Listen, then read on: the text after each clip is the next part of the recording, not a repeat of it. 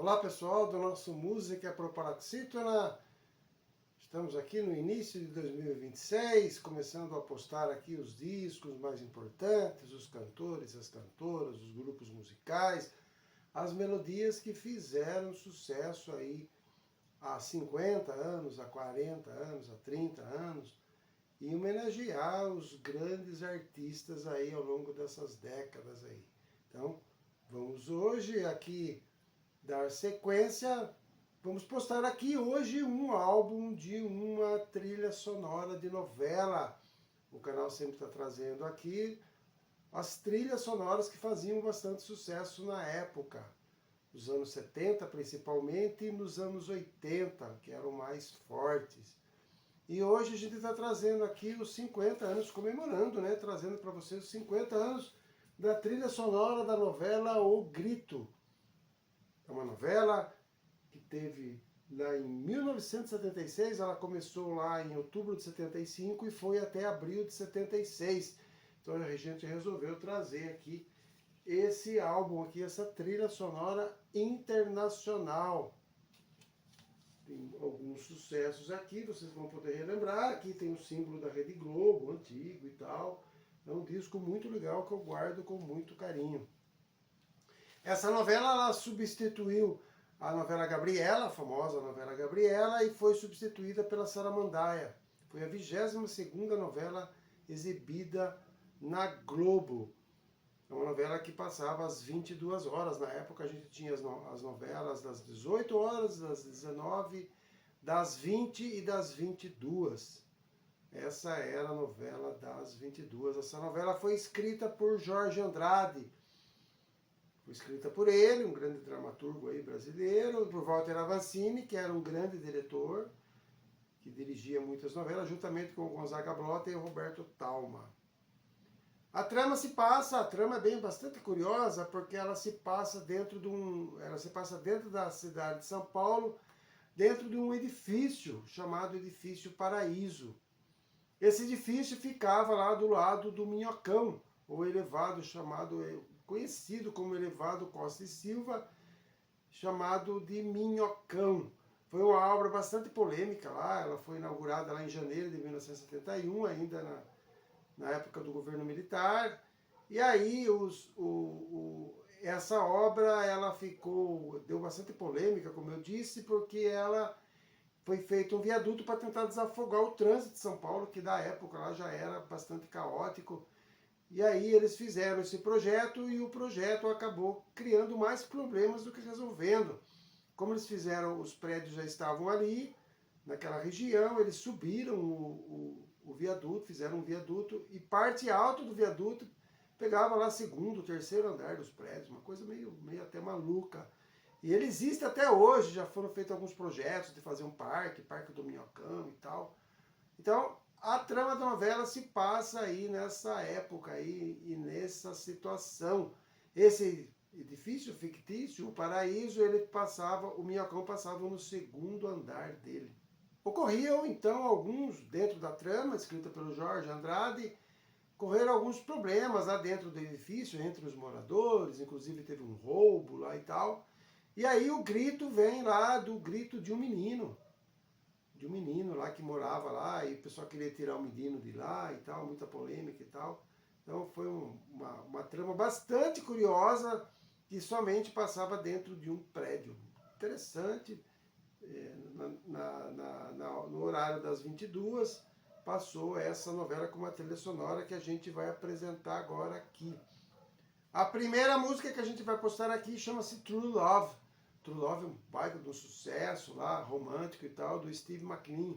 Steve McLean era o pseudônimo, era o nome em inglês do Hélio Costa Manso. Hélio Costa Manso era um produtor musical, era um arranjador, cantor, foi um dos diretores na época lá da Som Livre, que era a gravadora lá da Rede Globo. Então o Hélio Costa Manso usava esse nome aí, Steve McLean. Teve alguns sucessos, além de True Love, e numa época, como eu disse outras vezes aqui, numa época em que os cantores brasileiros faziam muito sucesso em música cantando em inglês, a música de origem de língua inglesa tinha bastante influência aqui no Brasil, e aí os cantores aproveitavam aí essa onda e gravavam. E o Hélio era um desses cantores. Depois tem um outro sucesso aqui, Inseparable, que é o da Natalie Cole. Natalie Cole era uma cantora já falecida, era uma cantora excepcional, filha do genial do Nat King Cole, um dos maiores cantores do mundo de todos os tempos, com certeza. E essa música fez sucesso na voz dela. Depois, em 91, bem depois, a Natalie Cole ficou famosa fazendo uma dupla lá com o pai dela. O pai dela já tinha falecido. Quando o pai dela faleceu, ela tinha apenas 15 anos de idade. Aí a tecnologia acabou ajudando, fizeram uma remixagem lá da voz do pai dela e eles cantaram junto, fizeram um dueto lá em Unforgettable, acho que todo mundo lembra, uma música lindíssima do Nat King Cole, que ela canta com o pai mesmo depois aí dele falecido. Então, Natalie Cole, uma enorme cantora, filha desse genial cantor aí. Depois a gente vai colocar Breezy. Breezy é uma música lá do quinteto Jackson 5, família Jackson, que tinha um menino lá, que depois ficou muito famoso, que era o Michael Jackson. Na época ele tinha 16, 17 anos, cantava, óbvio. A curiosidade é que nessa música aqui, quem faz a primeira voz não é o Michael, e sim o Jermaine. Jermaine é o irmão, um dos irmãos mais velhos lá do Michael. O Michael, na música, vocês vão ver que ele faz lá um fundinho, uma segunda voz e tal, mas quem canta mesmo na frente ali, na primeira voz, é o Jermaine Jackson. Bem legal essa música também. O Jackson 5 fazia ainda sucesso. Depois o Michael saiu e acabou fazendo a carreira solo, como todo mundo aí já sabe. Depois a gente traz aqui Fly Robin Fly, que é uma música lá da disco, da Silver Convention. Silver Convention era um trio de meninas alemãs e elas gravaram lá algumas músicas. Uma delas é o Fly Robin Fly, que está nesse disco. Depois tem outro sucesso e brilharam aí dentro da disco music. A música, a curiosidade da música é que a música tem somente 6 palavras e elas ficam repetindo e tal, mas a música tem um embalo assim, bastante contagiante e acabou fazendo a cabeça da moçada na época que estava começando aí a disco music, lá em 74, 75, a gente já tinha lá a Tina Charles, já tinha lá o Barry White, a Dana Summer e tal, que depois eclodiu lá com os embalos sábado à noite e tal, em 77, 78, mas nessa época já tinha aí o Fly Robin Fly do Silver Convention. Vale a pena dar uma olhadinha aí, quem não conhece, o sucesso lá de 74. Muito legal. Depois tem uma música aqui que eu gosto bastante, eu ouvi ainda muito jovem, adorava, a música que eu mais gostava dentro do disco, que é Tenderness. Tenderness é do Twins, que é uma dupla, Twins, no caso em inglês aí, remete a gêmeos, né? Eles eram irmãos gêmeos, eles gravaram essa música, talvez seja o maior sucesso. Depois surgiu uma outra banda mais pra frente com esse mesmo nome, mas essa dos anos 70 é o Twins, do Tenderness. Vale a pena, uma música romântica, lindíssima, uma melodia maravilhosa, vocês vão poder dar uma olhada aí, uma música que eu gosto bastante, Tenderness. Vale a pena. Depois tem We Will Make It Tonight, que é uma música também da Carol Douglas. Carol Douglas também é uma cantora norte-americana que gravou algumas músicas lá também, no mesmo estilo lá do dance music, e fez bastante sucesso, e um dos sucessos é We Will Make It Tonight. Vale a pena dar uma olhada, um dos grandes sucessos dela e da disco na época. Depois a gente tem uma música aqui italiana, era Dia Tutto Previsto, que é uma música italiana do Riccardo Cosciante. É uma música lindíssima. Naquela época tinha muita influência aqui a música italiana, tocava-se muita música italiana aqui no Brasil, música francesa, e normalmente elas entravam dentro das trilhas sonoras. Acho que o pessoal que me segue aí sempre consegue perceber isso dentro das trilhas. Muito legal, vou deixar aqui, ele está vivo ainda, está fazendo show, em 2024 ele fez um baita de um show lá na RAI, lá, que é a TV italiana, e essa música é um dos grandes sucessos dele, vale a pena, uma voz rouca e tal. Muito legal, era Dia Tutto Previsto, do Ricardo Cociante. Vale a pena dar uma olhada aí.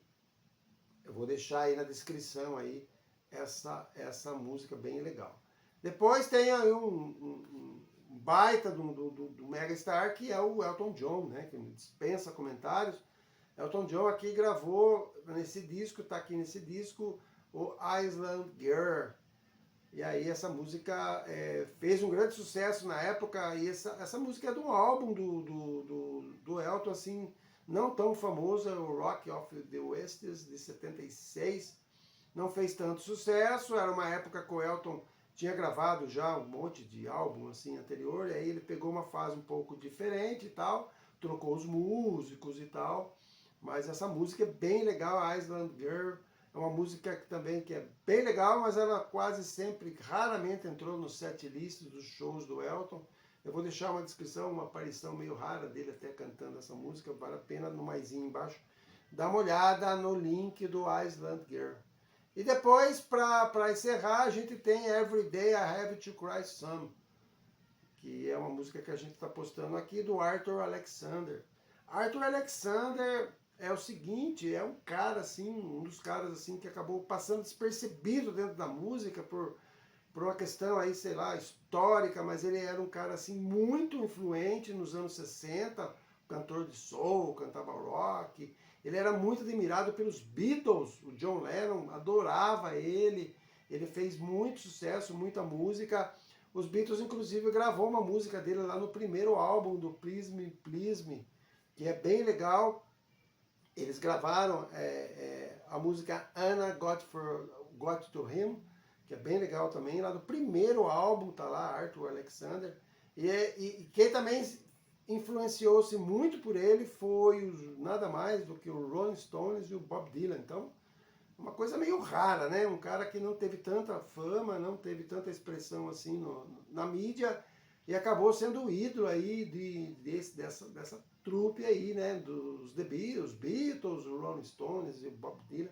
Vale a pena, ter uma voz legal. E essa música aí, essa música Every Day I Have to Cry Some, é uma música que foi gravada lá em 62, na verdade ele gravou depois, né, depois na década de 70, mas quem tinha gravado lá em 63 foi Steve Alaimo, que é um cantor também de pouca expressão, mas ele gravou lá em 63 essa música do Alexander, e aí vale a pena dar uma olhadinha aí, essa gravação do Arthur aqui, então fica registrado aí esse Arthur Alexander aí, o John Lennon pegou amizade com ele, o John Lennon adorava ele, um cara assim, fera, mas que não teve tanta expressão.